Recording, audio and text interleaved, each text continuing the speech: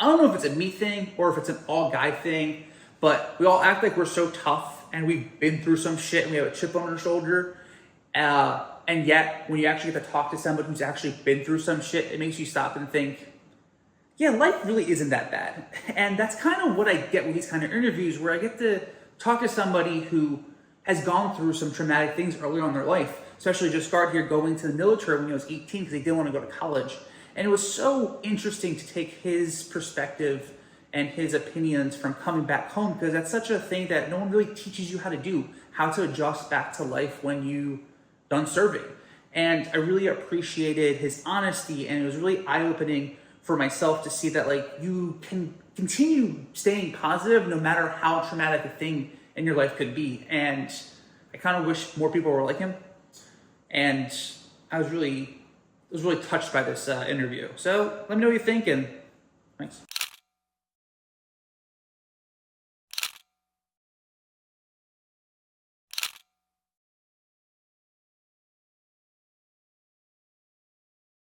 Go. Good morning, sir. Good morning. I'm just gonna dive right in. Okay. You know, you mentioned a little bit that you served in the military. Yeah. Can you tell me your experience on what that was like? You know, because that's a big. How old were you when you started? Oh man, I joined the military at 18, like just an idiot, you know, trying to make as much money as possible at a young age, and I just didn't want to go to high school. So. Okay. Oh, so okay. So I mean, I didn't want to go to college. I'm sorry, yeah. but yeah, I didn't want to go to college because I just already felt like college was a scam. Okay. From a young age, I was just like, it doesn't make no sense to pay that much money. So I joined the military, and I just didn't realize how crazy the military actually is. Like, you get in and you realize, like, from like the first day that you're like, holy shit, it's not where you want to go either. Like, I'd rather be in debt in college than to be in the military, to be honest.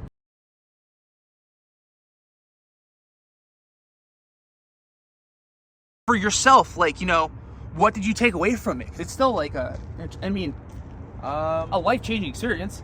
Yeah, no, it definitely taught me how to be a leader way more. Okay. I feel like I've kind of learned that people think that there's natural born leaders. Okay. And there's not. There's only people who are willing to lead. Oh, interesting. Okay. And it's really taught me how to put my best foot forward, and just like take charge, because I do know how to do well under stress. It also taught me that, like, when I deployed, I was in a very stressful environment, and it kind of made me like learn, like, it all is manageable. Like, no matter what, no matter how you're feeling, it's all just emotions, and you can just push through anything, because it's all just trying to stop you, you know, like some sort of adversity. And then, what was your experience when you got back? Oh man. Did you go to Afghanistan, I'm assuming, or? No, I went to a place called Kosovo. Kosovo. Oh shit. Okay. You went to, yeah. Okay. My family's from Albania. Oh really? Yeah. So a lot of Albania. Oh, interesting. Why would you go there? Oh, it was a peace mission. Oh, peace mission. Okay. Yeah.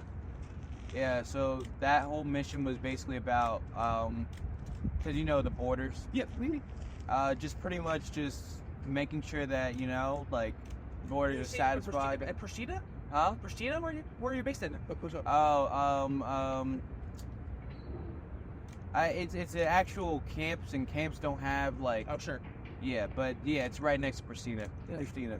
Good shit. You learn Albania? No, I wish, but I made a lot of Albanian friends. I have them on Instagram. It's actually dope.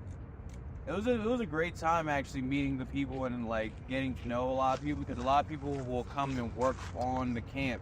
Yeah. As their like main income. Yeah. And it was dope just meeting a lot of different Albanian people, and then hearing their story and hearing their side of it. And I also met people from like all the other places, like North Macedonia, Serbia, Greek, Croatia, yeah. Bosnia. It's really dope to like learn, like, number one, the culture and the history, but mostly like why everybody is feeling the way they do, you know? Yeah. Wow. Because That's so fascinating. it's like, I guess you could say, like, people forget how compromise works. Yep. And it's sad, but you know, it's just the reality of the matter. You just gotta learn, like, there's always somewhere we can meet in the middle, but you know, unless we're able to, like.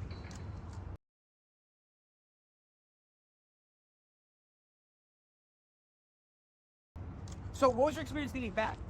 Was it hard to get accustomed again? Oh, I came back during COVID, Okay. which is made everything terrible. So I came back home around COVID. Don't you like dating over and like been around a little bit? Yeah. Keep back during the pandemic? Yeah, and things just were terrible because everything was closed and nobody was open. Yeah. There was nothing to do, nothing to see. It felt like, and also like you're supposed to get like this like little parade when you come back home. There was nothing happening because like you can't, like it was just like, it just felt kind of lackluster. Sure. Did that bother you? It wasn't really that bothered me. It was more the fact that like there was nothing to do like at all. I came back at like around like March of 2020. No, May of 2020, which is just like this terrible time. Like nothing was open, nothing could happen, and I just was stuck in the house for like 2 months before I moved to Philly.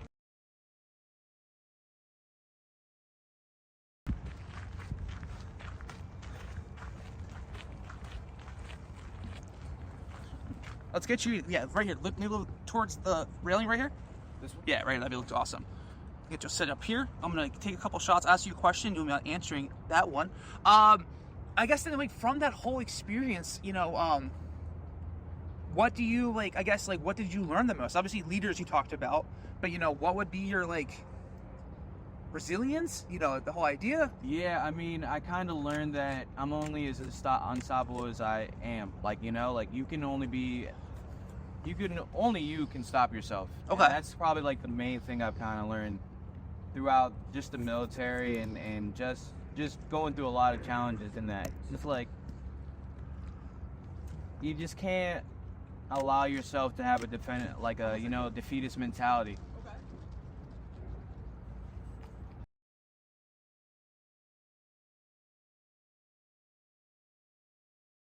Do you feel like you just like can't lose in your life then?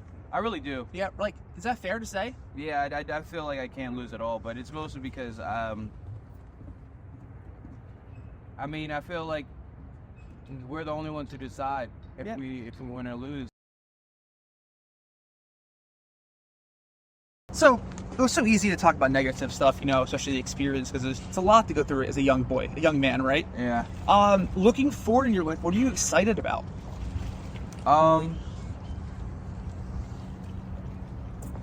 I guess you could say like, first putting myself in a great position in life. I really do want to take acting as serious as possible. Okay. And that's number one. And then finally, when it does finally settle, if I can, find someone I can actually settle down with, endure it and just endure and build together, come to strong. I feel like nowadays, I guess you could say like, what's popular on media has allowed like people to forget about family values. Yeah. I don't know. It's kind of sad and disheartening. Like that's all we have when like, when you're like a child or you're somebody with nothing else to lead or they who brought you into this world. And I feel like that's crumbling with like this notion of like all bunch of dumb stuff that's like not your shirts. Yeah, but it's at the forefront. They say that a lot of people in the room are crazy. So I might be one of them then. Right. But it's just like, it's the way the world is working right now. So I don't know. I want to inspire something different. Sure, do you want to sip one out this way? Yeah, I'm going to take full bodies. Like that? It's more in the middle. Okay. Yeah.